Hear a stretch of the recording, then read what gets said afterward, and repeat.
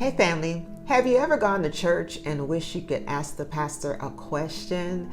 Have you ever wished there was someone sitting beside you that can answer questions about the Bible and tell you what it means to your life today? Hello, my name is Sonia Rice, and I am married to Pastor Bob Rice, and he is helping me understand Genesis chapter 2, and you are very welcome to join us. Enjoy.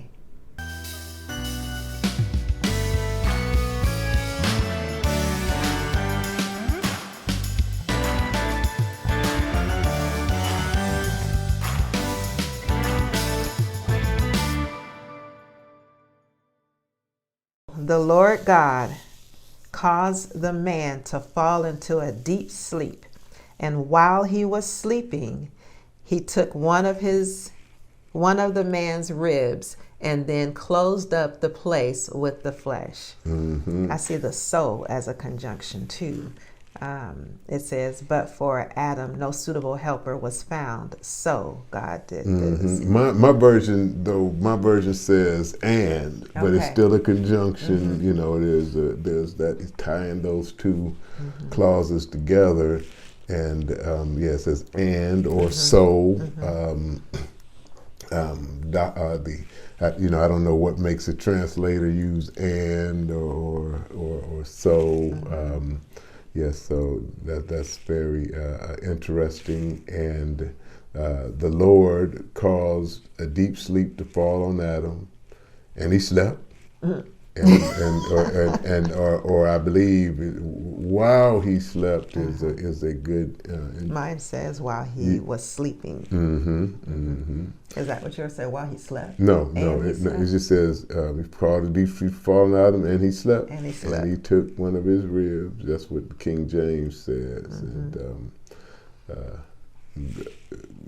go ahead and took one of his ribs and one closed of the man's ribs, and then closed up the place with flesh. Right.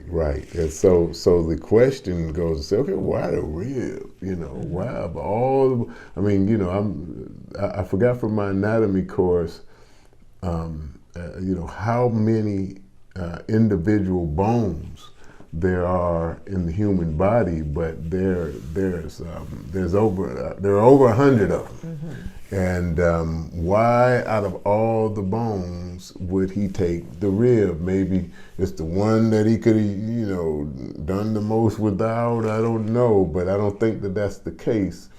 But it's funny how he first of all, she was created out of him. Okay. Because she was for him, she was taken out of him. Okay, which is interesting and beautiful. And then the rib, which was a refined material. Okay, as opposed to dirt. Okay, man was made out of dirt.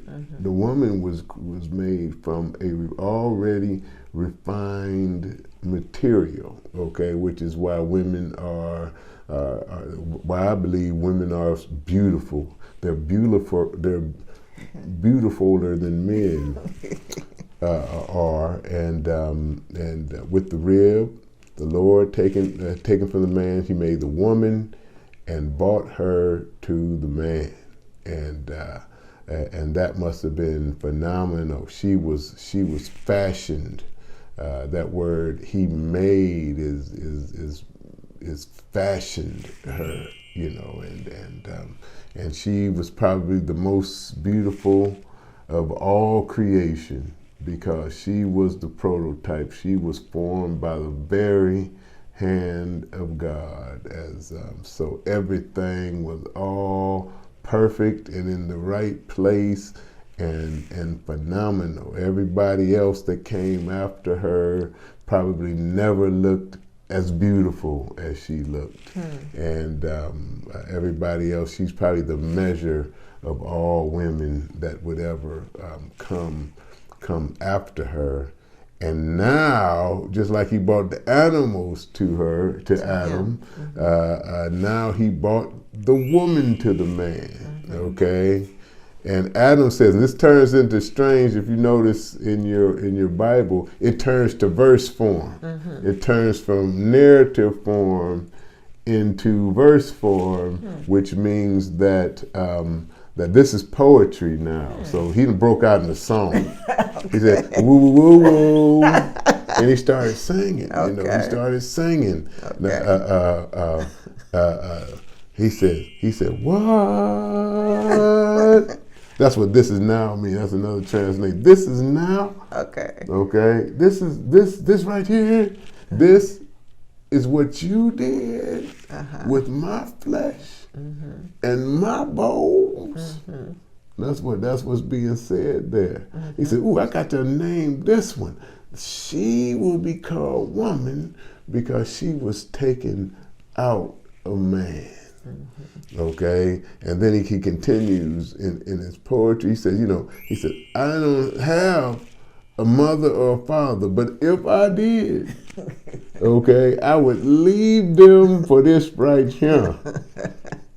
Okay, he shall leave his father and mother and be joined to his wife. Okay, and the idea is he shall enter into his wife.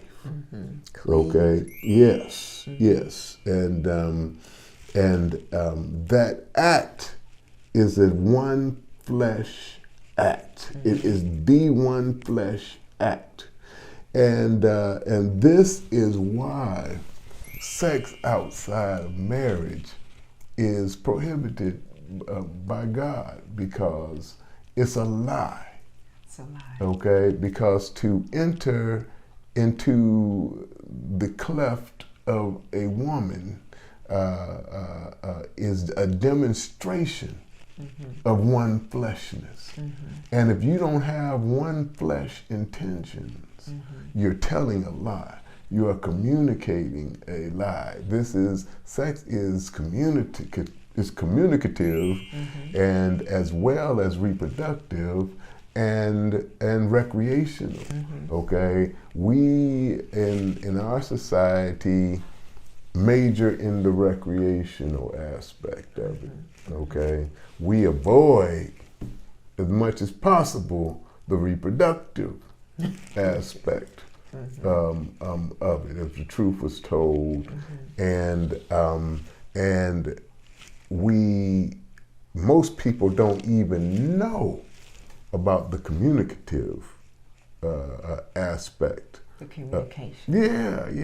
And so we're going on our desires, and but instinctually, if you're set up right up here, and you haven't been badly injured sexually and mentally by some kind of hurt or harm that's come to you or whatever, and you're just kind of a normal person, and you fall in love with someone, and you give yourself to that person, it is meant to be a special, mind-blowing experience.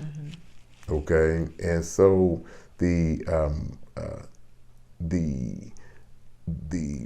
communication is understood. That's why oftentimes the breakup following a person who was your first and that you've had a number of encounters with, and the breakup of that thing is oftentimes very, very tough on that person, because it was meant to be the ultimate bonding activity. Okay, and to then unbond. Hey, something is sincerely wrong. You can't express it, and people say, "Oh, you'll get over it," and people try to help you get over it, and you try to get over it yourself, and people tell you to suck it up, and all that kind of stuff, and move on with your life, and penny fish under the sea. But there's plenty of fish up under the sea. Of fish. Plenty of fish up under. That's not even the right statement. There's plenty of fish in the sea, Gotcha. Well, they up, where I come from, they up, fish up under the sea. And not under the sea, up under the sea. Okay. Yeah, and plenty of fish up under the sea. You need to go and get you another fish. Okay. And or a bunch of fish. And the thing that does over time, it kind of works like Velcro. That first time you rip that Velcro, it's a strong bond. And then it's strong for a while, but the more times you do it a few hundred times, the strength of the Velcro decreases till you can get to the point where the Velcro just doesn't work anymore.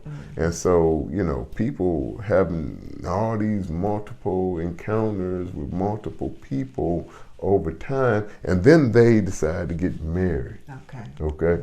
And the Velcro doesn't work anymore. The bond with their spouse. The bond, I say they can't. I'm not saying they can't. Right. What I'm saying is that the bond just is not as strong as it originally was. And so that doesn't mean that you can't get your Velcro back intact. Right. Okay, but it may take some time of abstaining, before you get back in. So people oftentimes, when people get saved as young adults and older adults, and they want a husband or whatever, I say you might need just to chill for a few years. Just chill, be celibate for a while, get yourself back together, and because it's when you do find that person, you need to be ready and have at least digested all these other people, and maybe it's one person in there that you still have feelings for that you're never going to be with, because they've moved on and you've moved on, but you don't want to carry all those relationships into this relationship, and you'll find yourself fighting in your real marriage over things that happened to you while you were dating. How many ever people that you have dated and their hurts and their pains. I think that dating should be something that's done so hands off that once a decision is made to move on, okay, it's not really a big deal. Okay, it's just, okay, I guess I wasn't right for them, or okay, I guess they're not right for me. Okay, and it's kind of, a matter of fact. We were observing one another. We made an evaluation. We're not going to be good together, but there was no huge. You didn't pretend for 2 years that you were in a mini marriage. You know what I'm saying? And you had been really in this mini marriage. You were doing everything that married people did for a year or 2 years or 6 months or sometimes multiple years. Okay, and then decide that you're not going to be married. Yeah, that's man. You just you can really. You really take, and you need to be healed from that. And sometimes it needs to, you need to take, it takes years of abstinence and focusing on God for a while to get over fully. So you're not always looking over your shoulders or making comparisons or other things that's robbing your real spouse of their stardom. Okay. Stardom in your life. Yeah. In your life. Yeah. They're supposed to be a superstar in your life. And you need to be over all the comparisons. And Yeah, this really could help a lot of people. You're talking about different people in different stages too. So if you have a single person who has never been intimate with someone and they're just hearing this, best thing to do Yes. is Oh yeah, absolutely. Keep on not being intimate with them right, until okay. you get married. So you got that right. single person, they got that message. You have a single person who has been in this relationship that is not God honoring. They're recognizing that. They decide to part ways and say there has been intimacy in that relationship. You mentioned one thing that you can do is just to stay celibate now. For Right, a while, absolutely. and because there may be healing that's needed. Yes. And another thing that they can do is to pray. Yeah, and get close to the Lord. That's the thing. Pray to get close to God, get into His Word, get into service, fellowship with good fellowship with other believers, and get close to God for a period of time. Till you can almost know when you're ready, when you're ready to come out the oven, is when another person entering into your life is like a distraction between you and God. Okay. I don't know if I want to do this. My relationship is so tight with Jesus. I don't know if I want to even bring somebody else to break that. Okay, yeah, you might be ready now. You're ready. And what if you had a married person that's listening that had that experience with other people, and they, the Velcro is kind of broken and they're having a hard time bonding with their current spouse? Yeah, you can still pray that thing through. You pray it through. You talk it through. You might find a counselor or a trusted friend that you can bring those things to, that can help walk with you through those difficult times, because they are difficult, and you currently have another person involved that you don't want to upset, okay?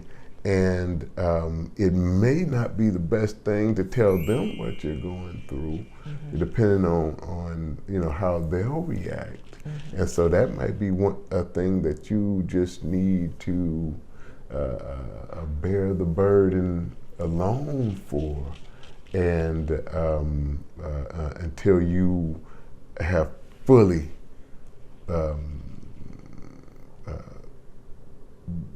healed. Yeah. Absolutely. Thank you for that. Yeah, that one. Hey family, I hope you enjoyed the Bible study. I hope you got something out of it. I heard a lot of good nuggets for myself. Go ahead and put comments in the comments below, or you can send your questions to questions@pastorbobrice.com. Please subscribe and hit the like button, and you can also hit the notification button so that you will be notified whenever we send out another video. We love you, family. God bless you. Live well, live right, and live forever.